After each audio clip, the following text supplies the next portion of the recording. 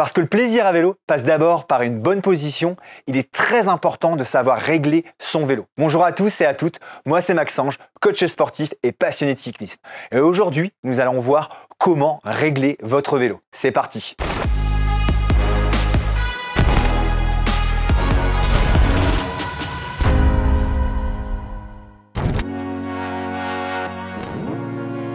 Parce que nous sommes tous différents en termes de mobilité, en termes de mensuration, mais aussi en termes de flexibilité, il est important de dissocier et différencier les prises de mesure. Tout d'abord, on va prendre la mesure de votre taille. Pour ce faire, rien de plus simple. Dos à un mur, les pieds serrés, si possible à chaussettes ou pieds nus, et vous prenez la mesure entre le sol et le haut de votre tête. Autre mesure importante, c'est celle de l'entrejambe. Pour ce faire, rien de plus simple. Vous vous mettez contre un mur, cette fois-ci en cuissard, les jambes écartées de 15 à 20 cm. À l'aide d'un classeur ou le dos d'un livre, vous viendrez prendre une mesure en contact au niveau du périnée.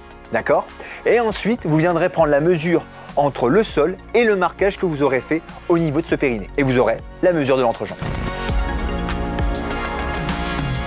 Pour un réglage optimal de votre vélo, il y a 3 points essentiels à vérifier. La première, c'est celle de la selle. La seconde, c'est le poste pilotage, donc ça comprend la potence et le cintre. Et enfin, ce sont les pédales. On va voir ça ensemble tout de suite. Tout d'abord, en ce qui concerne la selle, c'est un choix important parce qu'une selle, elle va s'adapter avant tout à votre morphologie. Forcément, il y aura pléthore d'offres sur le marché qui vont s'adapter à la forme de votre périnée, mais également au niveau de vos ischios. Vous avez des selles avec des formes plates, évidées, avec un bec long, bref, une selle pour chaque morpho. Pour le réglage de la hauteur de selle, la méthode la plus simple et rapide, mais qui ne donne pas forcément les résultats les plus précis, c'est celle de s'asseoir sur la selle, ensuite posez le talon sur la pédale, jambes tendues, et là logiquement vous devriez avoir juste l'articulation qui est un tout petit peu flex et vous devriez avoir une position qui est confortable. Une autre méthode, cette fois-ci plus scientifique mais aussi plus précise, c'est de multiplier la hauteur de votre entrejambe par 0,883. Ça vous donnera une position plutôt confortable.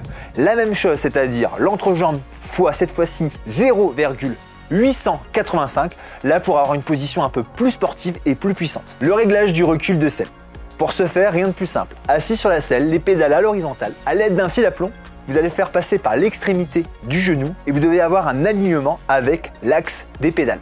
En ce qui concerne l'inclinaison de la selle, pour faire simple, à l'aide d'un niveau à bulle ou bien d'une application de mesure sur votre smartphone, vous viendrez le poser sur la selle et l'idéal c'est d'avoir 0, c'est-à-dire parallèle au sol. Vous pouvez avoir une inclinaison très légère selon votre morphologie ou encore par exemple pour nos amis triathlètes qui recherchent une position un peu plus relevée qui leur permettra d'avoir un bon alignement. En ce qui concerne le réglage de la hauteur du poste de pilotage, c'est un réglage important mais qui va être vraiment à corréler par rapport à vos objectifs mais aussi votre mobilité et votre âge. Plus vous allez avoir un tube de direction bas, plus vous allez avoir une position aérodynamique et donc agressive. Et contrario, plus vous allez avoir une hauteur importante et plus vous allez gagner en confort. Ça c'est vraiment une donnée à corréler par rapport à vos objectifs mais aussi à votre morphologie.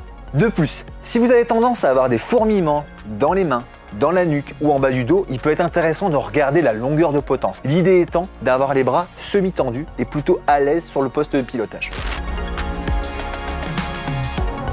Fiez-vous à vos sensations, c'est-à-dire faites évoluer vos réglages par rapport à votre feeling, à votre pratique et à votre évolution dans ce grand sport qu'est le cyclisme. Le meilleur conseil que je puisse vous donner, c'est que lorsque vous faites une sortie vélo, n'hésitez pas à prendre un multitool avec vous et faites ajuster par rapport à vos sensations votre position. Et deuxième conseil, c'est tout simplement de prendre rendez-vous chez un bike fitter pour une étude posturale digne de ce nom qui vous permettra de trouver une position idéale et optimale pour votre pratique. Et voilà, j'espère que toutes ces astuces vous permettront de trouver la position idéale. Si vous voulez davantage d'astuces et de recommandations, vous pouvez vous rendre sur le site Conseil Sport. D'ici là, portez-vous bien et surtout entraînez-vous bien. À bientôt pour de nouvelles vidéos.